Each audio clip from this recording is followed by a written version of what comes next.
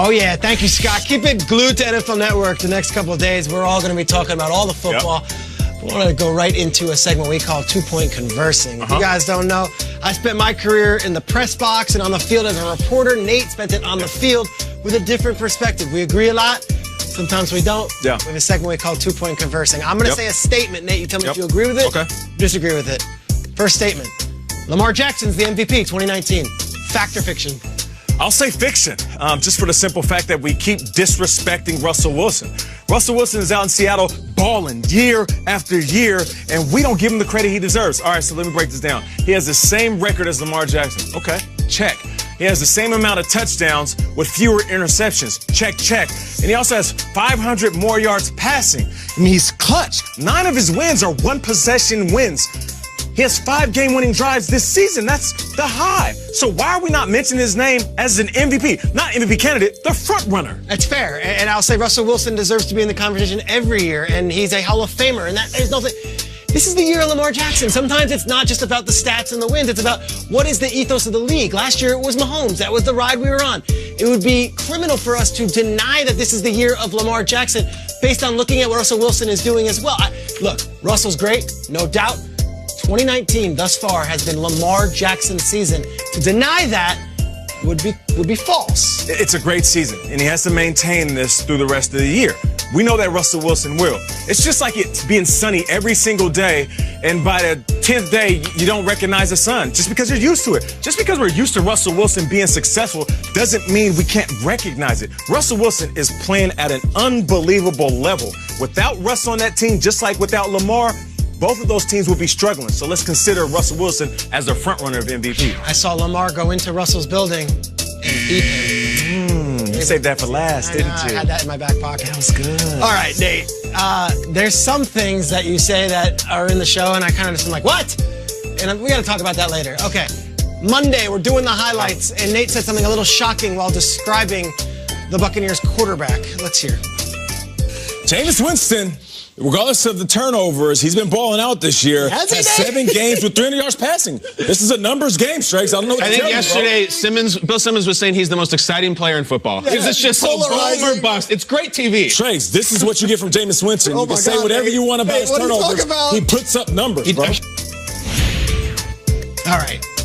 Jameis Winston is balling this season on the 4-7 Buccaneers, where he leads the league in interceptions by about 1 million. Go on, Nate. Defend yourself. All right, so here's the thing. Jameis Winston has 22 touchdowns this season, right? He's behind 2 guys. The 2 dudes we just talked about, Russell Wilson and Lamar Jackson. Of course he's going to turn the ball over. He's a risk taker, but he also makes throws that not a lot of quarterbacks can make.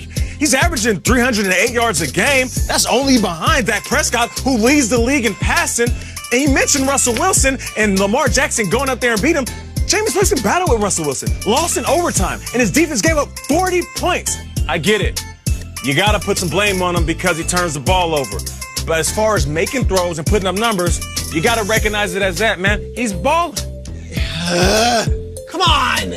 He leads the league in interceptions. He's had a giveaway in every game but 2. He's got more picks than anyone else in the league by a landslide. Balling for a 4-7 team, he's balling. Look, would I start him on my fantasy football team? Sure, but in the grand scheme, would I start him on my NFL team?